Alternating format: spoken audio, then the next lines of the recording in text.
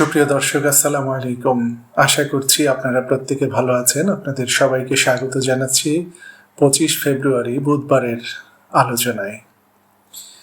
আজ বেশ কিছু খবর রয়েছে। সবচেয়ে গুরুত্বপূর্ণ খবর হচ্ছে ইরানের সুপ্রিম লিডার আয়াতুল্লাহ আলী খামেনির বাসভবনে হামলার দাবি করেছে একটি সন্ত্রাসী গোষ্ঠী। সেই খবরটি এটি আমরা সবশেষে বলবো। তার আগে যুদ্ধের প্রস্তুতি নিয়ে যে একটি খবর আছে, ইসরায়েলে ভারতের প্রধানমন্ত্রীর সফরের খবর আছে, এগুলি ছোট করে বলে নেই।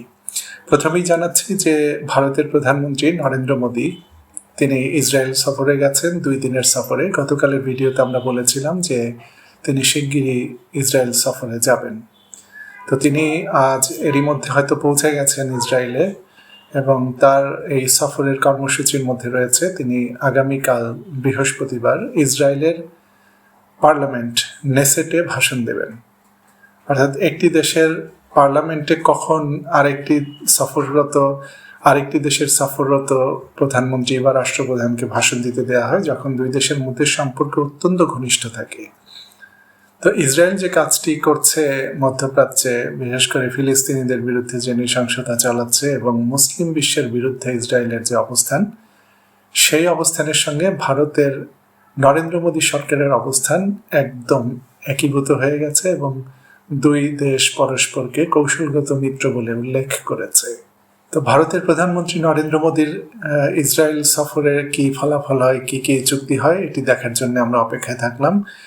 এর পরের খবর হচ্ছে ইসরায়েলে আমেরিকার 1 ডজন অত্যাধুনিক F-22 যুদ্ধ বিমান অবতরণ করেছে। আমরা গতকাল বলেছিলাম যে জর্দানের মোয়াফাক বিমান ঘাঁটি এবং সৌদি আরবের প্রিন্স সুলতান বিমান ঘাঁটিতে নতুন করে কয়েক ডজন মার্কিন যুদ্ধ বিমান অবতরণ করেছে। সেই সঙ্গে নতুন করে 12টি মার্কিন F-22 যুদ্ধ বিমান ইসরায়েলে মোতায়েন করলো। এই যুদ্ধ বিমানগুলো ইসরায়েলে মোতায়েনের প্রধান উদ্দেশ্য হচ্ছে ইসরায়েলকে রক্ষা করা।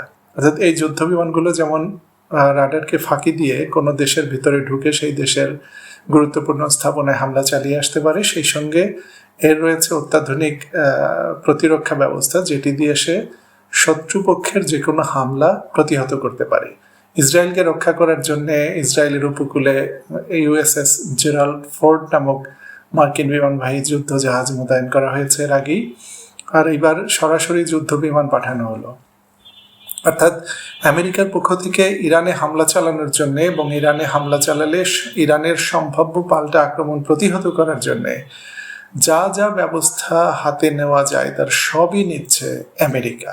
এখান থেকে বোঝা যাচ্ছে যে আমেরিকা একটা হামলা না করে যাবে না। তো আমেরিকা কি ধরনের হামলা করবে? মার্কিন প্রেসিডেন্ট ডোনাল্ড ট্রাম্প দীর্ঘমেয়াদে হামলা করে ইরানের সঙ্গে সর্বাত্মক যুদ্ধে জড়াতে চান না।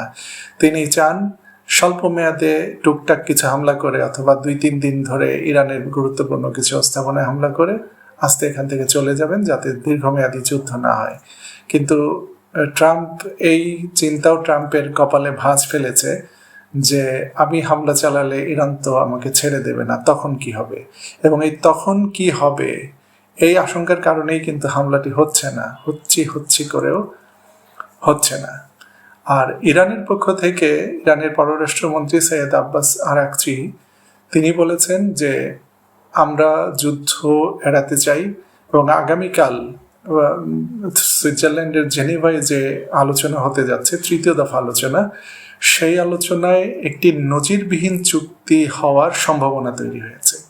তো ইরানের পররাষ্ট্রমন্ত্রী একজন দক্ষ কূটনীতিবিদ, তিনি পররাষ্ট্রমন্ত্রীর দায়িত্ব পালনের আগে উপপররাষ্ট্রমন্ত্রী ছিলেন, তার আগে বিভিন্ন দেশের রাষ্ট্রদূত ছিলেন, সর্বশেষ জাপানে নিযুক্ত রাষ্ট্রদূত থাকা অবস্থায় তাকে উপপররাষ্ট্রমন্ত্রীর দায়িত্ব দেওয়া হয়েছিল।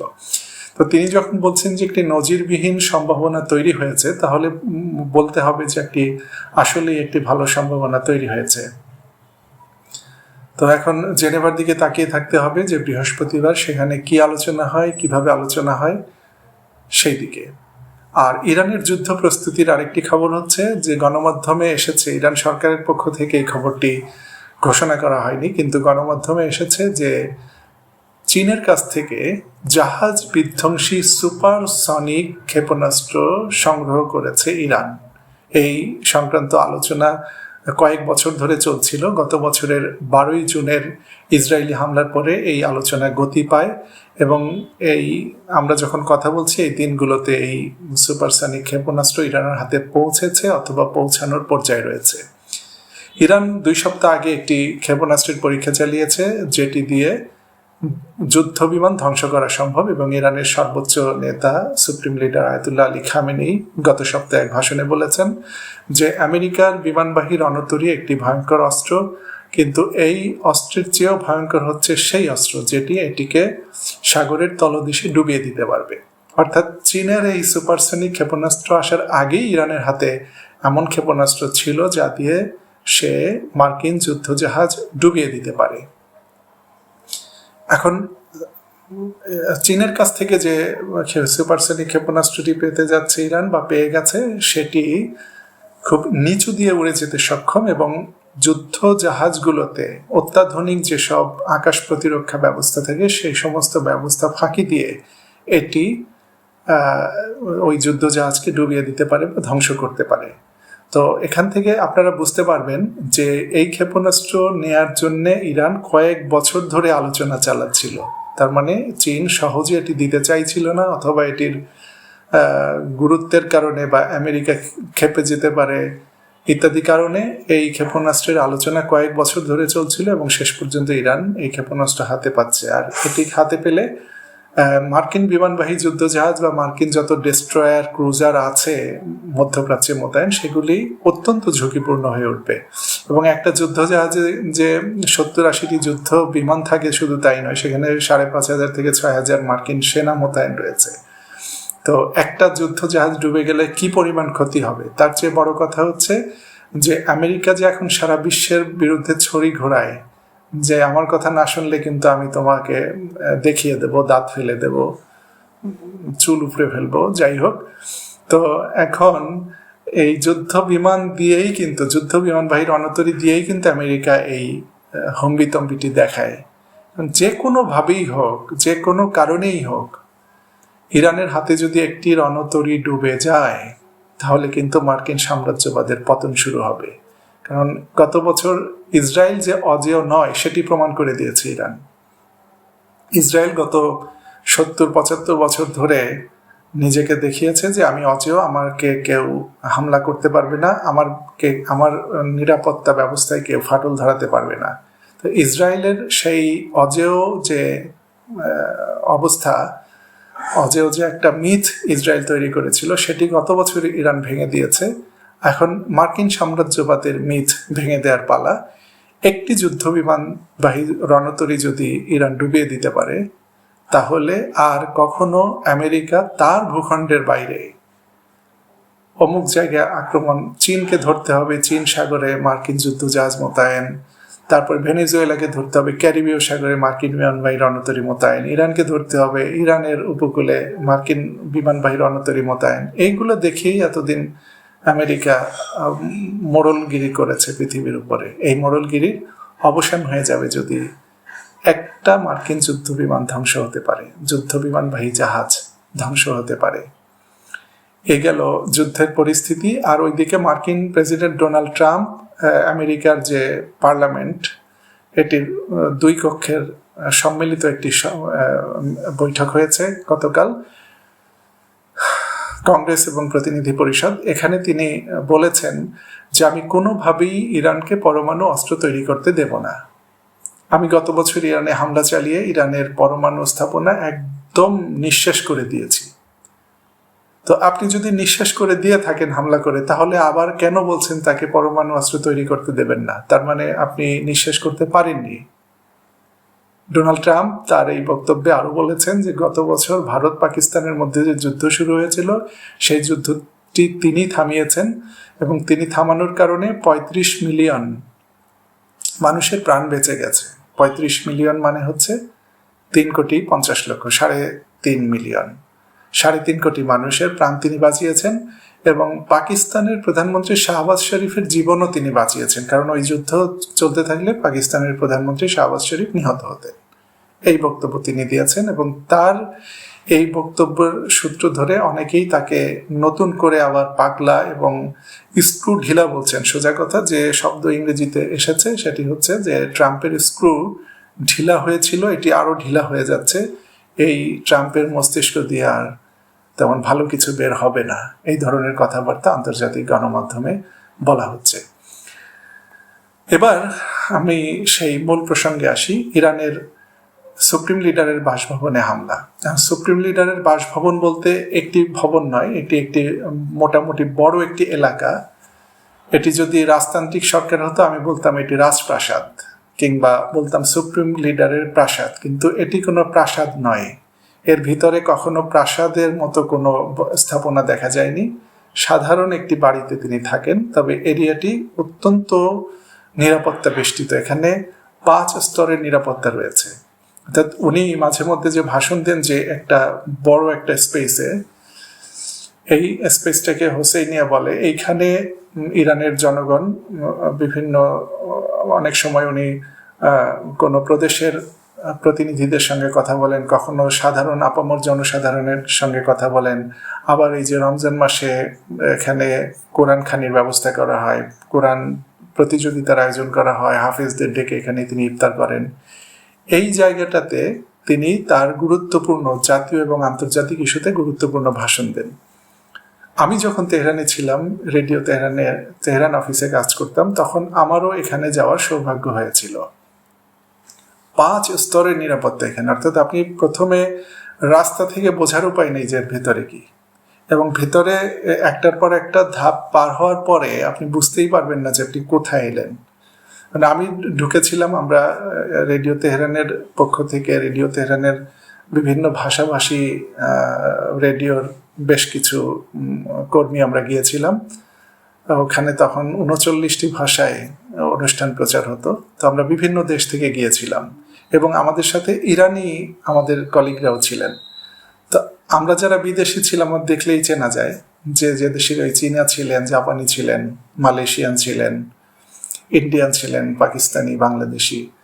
তো আমাদেরকে অতিরিক্ত কড়া চেক করা হলো, অর্থাৎ আমাদেরকে ডেকে আলাদা জায়গায় বসিয়ে আমাদের ভালো করে প্রত্যেককে প্রশ্ন করা হলো, তারপরে আমাদের কার্ড দেখা হলো এবং কেন এসছি জিজ্ঞেস করা হলো। তো আমরা বারবার বলছিলাম যে আমাদের তো অন্য কোনো উদ্দেশ্য নেই, আমরা ওনার ভাষণ শোনার জন্য এসেছি। তো তোমরা কোথায় কিভাবে থাকো? তো আমরা বললাম এই দেখো আমাদের রেডিও তেহরানের কার্ড আছে, IRIB-র যে কার্ড এটি রয়েছে। তো এই কার্ড দেখার পরেও তারা নানাভাবে আমাদেরকে প্রশ্ন করার মাধ্যমে নিশ্চিত হলো যে আমরা সর্বোচ্চ নেতার জন্য ক্ষতিকর কিছু নই। কারণ হচ্ছে যে এই ধরনের সাংবাদিকের পরিচয় দিয়ে এর আগে এই সুপ্রিম লিডারের উপরেই হামলা করা হয়েছে। এই ইসলামী বিপ্লবের পরপরই ওনার সামনে একটা সেই সময় টেপ রেকর্ডারে ওনার মানে সাক্ষাৎকার নিত সাংবাদিকটা, এই টেপ রেকর্ডারের ভিতরে বোমা পেতে রাখা হয়েছিল, এবং সেই বোমা বিস্ফোরণে ওনার ডান হাত ক্ষতিগ্রস্ত হয়। আপনারা দেখবেন যে উনি ডান হাতে উনি কোনো কিছু ধরতে পারেন না, কথা বলতে, কোনো কাজ করতে পারেন না, শুধু বাম হাত দিয়ে উনি সমস্ত কাজ করেন। তো স্বাভাবিকভাবেই এরকম বিদেশি লোক যতই রেডিও তেহরানের পরিচয় দেয় না কেন, তারা আমাদেরকে অতিরিক্ত নিরাপত্তা ব্যবস্থার মাধ্যমে আমাদেরকে সেই ভিতরে ঢুকতে দিয়েছিল। আমরা শেষ পর্যন্ত ঢুকতে পেরেছিলাম, সমস্যা হয়নি। এখন ইরানের ইসলামী সরকার বিরোধী একটি গোষ্ঠী, যেটির নাম পিপলস মুজাহিদিন, ফার্সিতে বলে মুজাহিদিনে খালক, এবং এটির সংক্ষিপ্ত নাম হচ্ছে MKO। আপনারা MKO দিয়ে ইন্টারনেটে সার্চ মারলেই এই গোষ্ঠীর সমস্ত আদ্যপান্ত জানতে পারবেন। এই গোষ্ঠীটি, যেটিকে ইরান সরকার মুনাফিকিন গোষ্ঠী হিসেবে পরিচয় দেয়, তারা কখনো বলে না পিপলস মুজাহিদিন, তারা বলে এটি মুনাফিকিন গোষ্ঠী, অর্থাৎ মুনাফিকদের গোষ্ঠী। এই গোষ্ঠীর প্রতিষ্ঠাতা হচ্ছে মাসুদ রাজাভিয়ান। তিনি ইরানের শাহ সরকারের বিরুদ্ধে যখন আন্দোলন হয়, ইসলামী বিপ্লব হয়, তখন তিনি বিপ্লবীদের পক্ষে ছিলেন। কিন্তু বিপ্লব হওয়ার পরে তিনি ভেবেছিলেন যে তাকে দেশের রাষ্ট্রপ্রধান বা দেশের নেতা করা হবে, অথচ তার কন্ট্রিবিউশন ছিল অনেক কম। এবং আয়াতুল্লাহ খামেনি, যাকে ইমাম খোমেনি বলা হয়, ইমাম খোমেনির নেতৃত্ব ছাড়া ইসলামী বিপ্লব সম্ভব ছিল না। এবং তিনি প্রবাসী থেকে অনুপ্রেরণা দেওয়ার মাধ্যমে জনগণ শুধুমাত্র ইমাম খোমেনির দিকে তাকিয়ে বিপ্লব করেছিল। কিন্তু বিপ্লবের পরে মাসুদ রাজাবিয়ান যখন দেখলেন যে ইমাম খোমেনি সর্বেসর্বা হয়ে গেছে বিপ্লবের, তখন তিনি এই বিপ্লবী সরকারের বিরুদ্ধে অবস্থান নিলেন এবং তিনি একটি সশস্ত্র সংগ্রামের ঘোষণা দিলেন বলে কয়ে। এই গোষ্ঠীটি এতটা রাষ্ট্রদ্রোহী যে 1979 সালের বিপ্লবের পরে 80 সালে ইরাককে দিয়ে ইরানের উপর যুদ্ধ চাপিয়ে দেওয়া হয়েছিল যাতে এই বিপ্লবকে ধ্বংস করা যায়, কিন্তু হয়নি। 1988 সালে এই যুদ্ধটি শেষ হয়ে যায়, 88 সালের শেষের দিকে। তো এই যুদ্ধ শেষ হওয়ার যখন হচ্ছিল আগস্ট মাসে,